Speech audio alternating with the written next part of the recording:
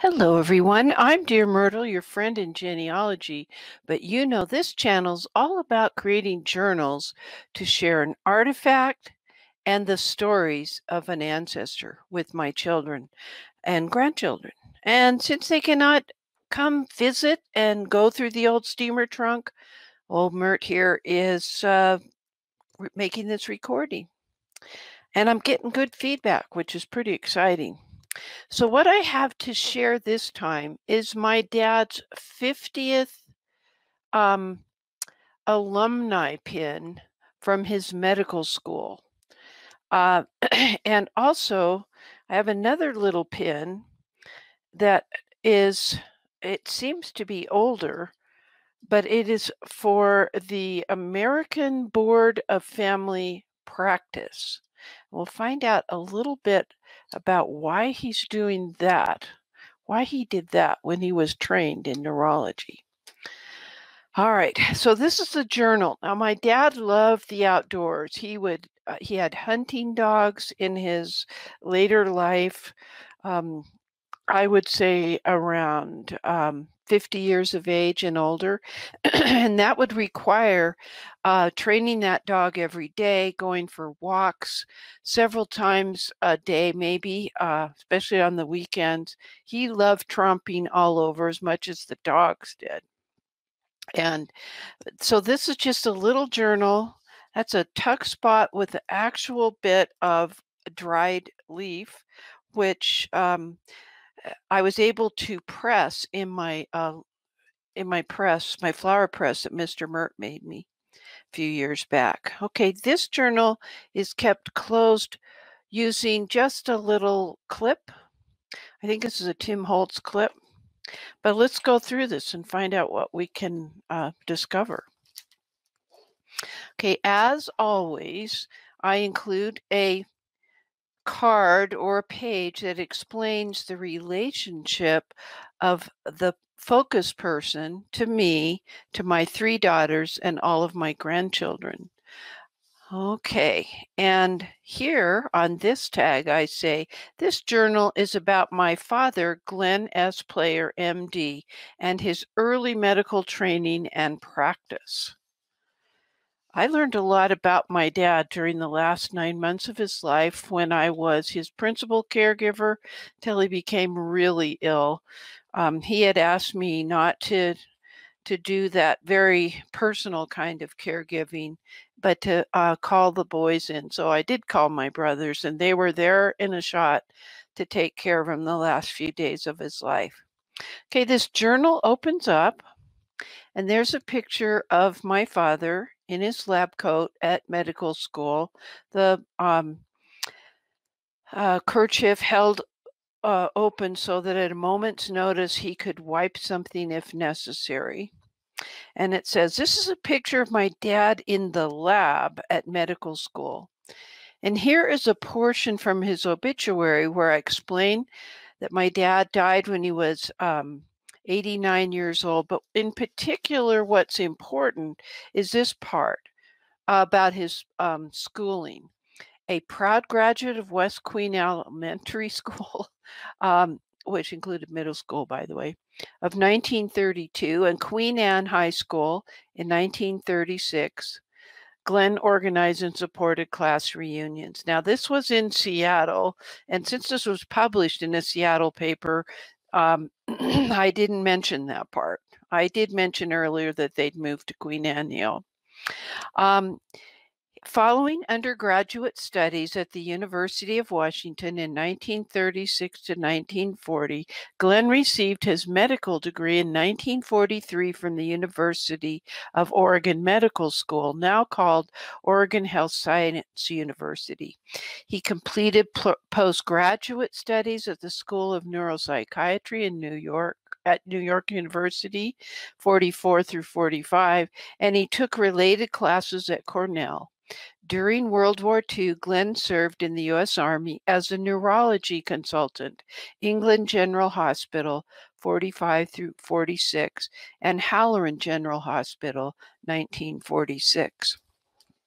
Now, here on this flap, we have a little tuck spot with 2 journaling cards. And I thought some of these things were pretty important for my grandchildren to hear. Dad said he had to hire a tutor to assist with his medical school studies, that it did not come easy to him, that just reading and taking notes didn't do it for him. He really had to study hard, which seems odd to me because I remember him as being really smart and creatively inventive. But of course, I only knew him after he was well established as a physician. He would subscribe to 5 or 6 different medical journals and read every one of them cover to cover to learn about the latest techniques and about efficacy of new medications and things like that. And then this makes me smile because I only have Dad's anecdotal information on a lot of this. He said that after a certain age, doctors were required to take a competency test, and he'd go back down to his university. At the time Dad went to medical school, University of Washington didn't have a medical school, does now. That's the next nearest college was the University of Oregon. And Dad would say that when he'd have to take that competency test, he would always finish first and was back on the plane flying home before the other test takers even turned in their paperwork. Kind of a cute little thing he used to tell us.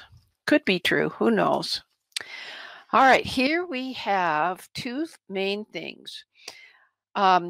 This was a picture taken of Dad, probably 1944 when he joined the service. He is a World War II veteran, and he became a lieutenant when he got through basic training. And this is an enlarged version of his ID. Glenn S. Player, First Lieutenant. There's his signature. It's dated 6th of October, 1944. That's how come I put this date, that it's probably 1944.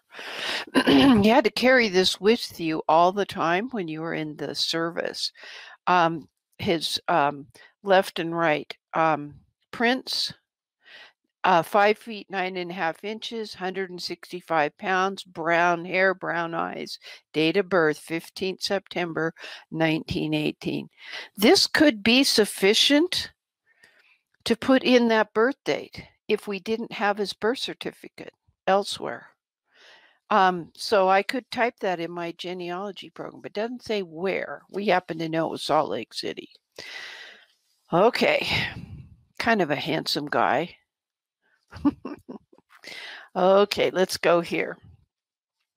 Now, this is his medical school or State of Washington Department of Licenses, and this is also 1944, medical license 2406, and this is like a photo, not a photocopy, and it's a smaller version of what he had up on his wall in his office up on Queen Anne Avenue.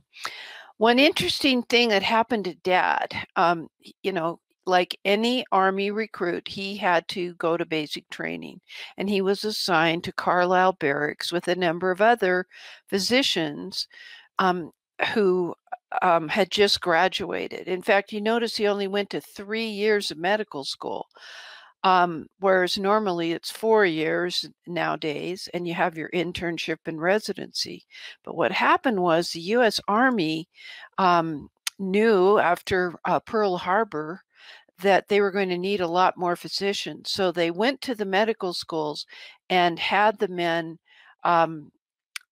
no longer take spring break or winter break or summer break to earn money. They just pushed them to matriculate ASAP, and then they would be inducted immediately into the Army. And so in that basic training, Dad told me it was a little weird because he was taught how to shoot a pistol and use a rifle to hit a target. He found it very hard to reconcile shooting to kill someone when, as a physician, he was trained to abide by ethical standards of the Hippocratic Oath and that ancillary thought, first, do no harm. He had other stories to tell. I just couldn't fit them all in this journal, even though it's large. All right, so now we turn the page and we have this something or other, couple other something or others. So let me read this first. Medical school was tough. I couldn't believe it when Dad told me this story. The professors could dismiss you from the university without recourse on the spot. And this actually happened to a classmate of his in the lab. Now, their physician professor had a very thick Scottish brogue, and he went from table to table in the lab inquiring, "How is it going? How is it going?" And without thinking, Dad's lab partner mimicked that professor's Scottish brogue and replied, "Just fine, sir." And for such perceived insolence, the prof dismissed the student on the spot. You couldn't appeal it to the dean or the president or have your mom call. You were out, period. That's how exacting the training was. I mean, I don't even think you could get away with that these days. But I digress. So what we have is a proof sheet. It's actually a letter from Oregon Health Sciences University, which is the new name of the University of Oregon. And this is a picture of the class of October 1943. And my dad is in this picture, and he's the one in the middle holding the sign. He's also the only one with a bow tie, which is that ubiquitous bow tie scenario of our dad. And it was to honor them for 50 years of practicing as a physician. So that goes along with this little pin that he received. That's pretty incredible. Okay. So let me read this little part. This is also from his obituary. And I can quote it because I was the author of his obituary. And since we knew he was on hospice, I wrote his obituary and asked him to proofread it so I could get the dates right and the hospitals in the right order where he had served during the war. In fact, Dad always felt guilty that he didn't serve right behind the front over in Europe or anywhere in the Pacific theater. He would take care of neurology patients who were well enough to leave Great Britain, which is where they'd be evacuated to if they'd been over in France or Germany. They had to be well enough to take the ship coming across the Atlantic. And I asked him about it, and he told me, because I'm like, gosh, I guess I said to him, um, were people shot in the head or the neck? What was it that you were dealing with what was going on in their brains? And he said, no, they were not normally wounded patients like that. They were uh, that type of a wound would have required that the person stay in England quite a bit longer before they came over to the hospitals where Dad served. Now, one of the hospitals where Dad served was in Atlantic City, way before they put the casinos in. So I'll have to do a story about that one of these days. But at the close of the war, Dad returned to Seattle and set up his office. At first, he shared a room in a dentist's office, Dr. Finlayson, down a little bit farther north on Queen Anne Avenue. But after a very short time, Dr. Finlayson said to him, you got to go set up your own building because your people are taking up too much room in my patient's waiting room. Anyway, so I mean, they remained good friends. I can remember having my teeth cleaned by, I had more than one tooth, I still do. having my teeth cleaned and cavities filled by Dr. Finlayson. So they remain good friends. But anyway, he set up his office at 1623 Queen Anne Avenue North as a general practitioner and surgeon. Now, I asked Dad about that because I know that neurology is a specialty. And he said it was too discouraging to be a neurologist, that by the time somebody needs a neurologist, they're usually they have more complicated cases. Not that he wasn't up to it, but that he preferred the family practice. And he referred to it as an art rather than a science because you could have 3 children, obviously from the same parents, the red hair that the dad had, kind of a thing. And 2 of the children, well, they could all have the same cold symptoms or whatever. And 2 of them would react favorably, and the third one would react differently to medication that was prescribed.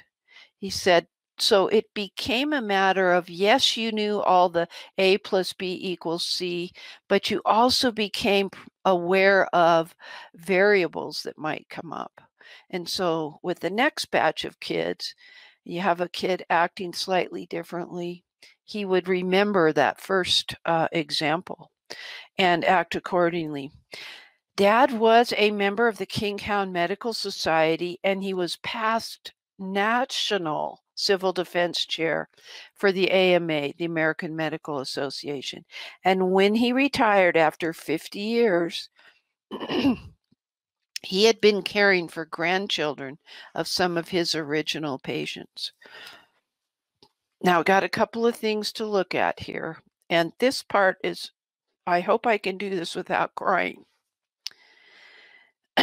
Dad lost a patient on the operating table, and the impact of it haunted him the rest of his life. Several times during the last 9 months of his life, just before his 89th birthday, he'd say something about how he hoped he'd end up in heaven with Blanche. And it was kind of an odd thing the way he said that. And so I finally said to him, Dad, why is this concerning you so? And he'd always say, well, things have happened. And a couple of times we had this conversation, and finally I said, well, why don't you go talk to the bishop about it? And he's like, no, he'll think I'm just being something or other. So finally I asked him, what is it, Dad, that happened? And he finally opened it up and told me the story of a mother of 3 young children who passed away on his operating table, leaving 3 young children and her husband. And it was a simple hernia operation. And he literally had tears in his eyes and could barely speak as he was telling me this. And I don't know how this happened that I could say this, but I said very tenderly, because this was pretty intense. I said, Dad, did you make a mistake in your surgery? And he said, no. I said, did your second, because they often had, besides the nurses, another doctor in? He said, no. He did not object. That second did not object to his procedures. But he did say that after that, new procedures had been outlined. And if he had known of them, he would have employed them, and she would not have passed away. And I said, Dad, did you know of those procedures when you went in to the OR with this dear young mother? He said, no, it was a year or so later that it came out that there were new guidelines for the American Medical Association. But he told me that he always prayed for those kids. I think this also reflects humility and reflects he was very close to his mother, my grandmother Myrtle. Not so much to his dad, because not that his dad was absent. His dad just worked all the time, but he had a very close relationship with his mother and could barely speak of her without choking up. And not, boy, I understand that. Anyway, let's see what this card says. Dad sharing this experience made me understand his constant studying of medical journals. It also explained his exacting nature. He told me that he never could tell anyone about this situation. Never, not even to Blanche, his beloved wife. She's our wonderful stepmother. We just cherished her.